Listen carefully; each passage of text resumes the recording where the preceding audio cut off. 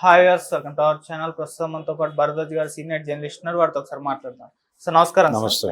Sir Pushpa 2 release అయ్యి దాదాపు 1 month అయితే కంప్లీట్ అయిపోయింది సార్. మరి 1 మంత్ లో సినిమా కలెక్షన్ల ప్రపంచం మనం చూసాం. 1799 కోట్లని కూడా అనౌన్స్ చేస్తారు సార్ ఒక పోస్టర్. మరి ఇది ఏ రికార్డులను బ్రేక్ చేసింది, ఇంకా ఎంత కాలం ఈ లాంగ్ రన్ ఇంకెంత వరకు ఉంటుంది, మరి ఇంకే రికార్డులు బ్రేక్ చేసే అవకాశం కనిపిస్తుంది? ఎంటైర్ పుష్ప కలెక్షన్స్ పైన మీ రిపోర్ట్ ఏంటి సార్?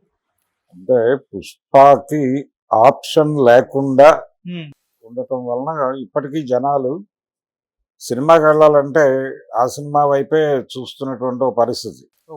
పుష్ప తర్వాత చాలా సినిమాలు వచ్చినాయి కానీ ఏది సస్టైన్ కాలేదు థియేటర్లో. ఈ సస్టైన్ కాకపోవడం అనేది రీజన్. అది ఇంక్లూడింగ్ ఇప్పుడు తమిళ నుంచి వచ్చినటువంటి డబ్బింగ్ సినిమాలు కూడా ఏవి నిలబడలేదు.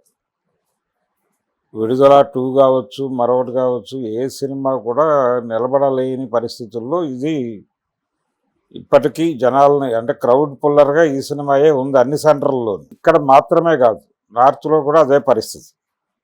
దీంతో విపరీతమైనటువంటి గ్యాప్ దొరికింది. ఈ గ్యాప్ ఎక్కడి దాకా కొనసాగుతుందంటే రేపు 10వ తారీఖు వరకు కొనసాగుతుంది. 10వ తారీఖు నుంచి కంట్రోల్లోకి వస్తుంది. ఈ 10వ తారీఖు వరకు ఎంత లాగగలరు అనేది ప్రధానం ఇక్కడ. అంటే వాళ్ళ టార్గెట్ 2000 కోట్లు. 2000 కోట్లకి రీచ్ అయ్యే పరిస్థితి కనబట్టలేదు. 18 వరకు వస్తుంది అనేది అంచనా. ఆ 18 క్రాస్ అయితే బాహుబలిని సమానం చేశామనేది చెప్పుకుంటారు. రెండోది, ఈ పోస్టర్ల మీద కూడా రకరకాల చర్చలు ఉన్నాయి. ఈ పోస్టర్లు వాస్తవమేనా కాదా అనే దాని మీద కూడా ఉత్తరాది అంటే పర్టికులర్గా బాలీవుడ్ నుంచి రకరకాల కామెంట్స్ వినిపిస్తున్నాయి. వీళ్ళ దగ్గర నుంచి చాలా విషయాలు నేర్చుకోవాల్సి ఉంది, అందులో ఇలాంటి పోస్టర్లు రిలీజ్ చేయటం కూడా నేర్చుకోవాల్సి ఉంది అని చెప్పి ఈ మధ్య ఒక బాలీవుడ్ ప్రముఖుడు మాట్లాడాడు. అంటే ప్రపంచం సీరియస్గా తీసుకుంటుందో దీన్ని. అంటే అఫీషియల్ పోస్టర్లే, నిర్మాణ సంస్థ వేస్తున్నటువంటి పోస్టర్లే. కాకపోతే ఈ పోస్టర్ల మీద వివాదము, దీని మీద జిఎస్టీ కడుతున్నారా, ఈ లెవెల్ చర్చలు జరుగుతున్నాయి. అయితే వీళ్ళు కాన్ఫిడెంట్గానే ఉన్నారు. ఇంతకుముందు కూడా ఇలాంటి లెక్కలు రిలీజ్ చేసినప్పుడు ఐటీ వాళ్ళు దాడులు చేసినటువంటి సందర్భాలు చూసాం మనం. మరి అలాంటి ప్రమాదం ఏదైనా మైత్రి మూవీ మేకర్స్కి ఉంటుందా అనేది చూడాలి.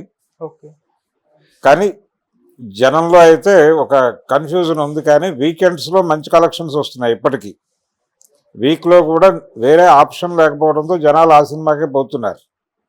అందుకని ఒక పవర్ఫుల్ సినిమా, ఒక బిగ్ స్టార్ సినిమా అది సీరియస్గా గ్రాబ్ చేయటం మొదలు పెడితే వసూళ్ళు ఆగవు. ఇప్పుడు గతంలో కూడా అంటే టాక్ బాగోని సినిమాలు కూడా, గతంలో ఎన్టీ రామారావు గారి సినిమాలు కూడా టాక్ బాగోని సినిమాలు కూడా విపరీతంగా కలెక్ట్ చేశాయి. దానికి టాక్ బాగుండేది కాదు, సినిమా బాగాలేదు అనే మాట్లాడుకునేవాళ్ళు. కానీ వెళ్ళేవాళ్ళు, వెళ్ళి ఒకసారి చూడటం అనేది ఆనవాయితీగా మారిపోతుంది. స్టార్కు ఉన్నటువంటి అడ్వాంటేజ్ అది. అదే స్టార్ కాకపోతే ఏమవుతుందంటే సినిమా బాగుంటే పెడతారు, లేకపోతే ఇక అటువైపు చూడరు. వెరీ అంటే అతి తక్కువ 10 రోజులు, ఆ రోజుల్లో 15 రోజులు, ఇప్పుడు 2 రోజులే, 2 డేస్లో మడతపెట్టి పక్కన పెడేస్తున్నారు. దాంతో థియేటర్ల ఆక్యుపెన్సీ కూడా పుష్పకి బాగానే ఉంది, కన్వీనియంట్గా ఉంది. అంటే థియేటర్ల నుంచి షిఫ్ట్ చేయాల్సినంత పరిస్థితిలో ఇతర సినిమాలు ఏవి సస్టైన్ కాల. ఆ సస్టైన్ కాకపోవడమే అడ్వాంటేజ్. దాని మీదే లాగిస్తున్నారు వీళ్ళు. ఏ సినిమా కూడా సమీపంలో వచ్చినటువంటి ఏ సినిమాలు కూడా దాన్ని అడ్డుకునేటువంటి ప్రయత్నం చేయలేదు. ఇది నిజంగా ఇండస్ట్రీ పునరాలోచించుకోవాల్సినటువంటి అవసరం ఉంది. పర్టికులర్గా డైరెక్టర్లు ఇలా అంటే మనం ఒకవైపు వీళ్ళు మాకు థియేటర్లు దొరకటం లేదు ఈ గొడవ అంతా చేస్తూ ఉంటారు. ప్లానింగు ప్రాపర్గా లేదు, సబ్జెక్టులు ప్రాపర్గా ఉండటం లేదు, మోస ధోరణిలో పెడుతున్నారు. ఈ మోస ధోరణిలో వెళ్ళటం వలన అంటే ఆడియన్స్ పల్స్ పట్టుకోవడంలో ఫెయిల్యూర్. ఇది పాన్ ఇండియా మార్కెట్ అంటే ఇలాగే ఉండాలి, లేకపోతే లోకల్ మార్కెట్ సినిమా అంటే ఇలా ఉండాలి అనే ధోరణిలో వెళ్ళిపోతున్నారు తప్ప నిజానికి నరేష్ సినిమా కొంత కట్టడి చేయగలదేమో అనుకున్నారు, ఉమ్, అది కూడా నిలబడలేదు. దానికి కారణం ఏంటంటే ఆ సినిమా ఉన్నటువంటి ప్రాబ్లం ఏంటంటే హీరో క్యారెక్టరైజేషన్ మీద సినిమా నడిపేద్దాము అనేటువంటి ఉద్దేశంతో తీసిన సినిమా అది. ఇది సందీప్ రెడ్డి వర్కౌట్ చేస్తున్నాడు ఉమ్, ప్రాపర్గా. అదే పులిని చూసి నక్కవాత పెట్టుకునే పరిస్థితిలో తయారైంది ఆ సినిమా. దానికి ఒక ప్రాపర్ వాళ్ళు ఏదైతే ఆ క్యారెక్టరైజేషన్ డిజైన్ చేశారో దాన్ని సస్టైన్ చేయడంలో ఆ ఇది కనిపించలేదు, ఆ సాంద్రత కనిపించకపోవడంతో జనాలు డిస్కనెక్ట్ అయ్యారు సినిమా నుంచి.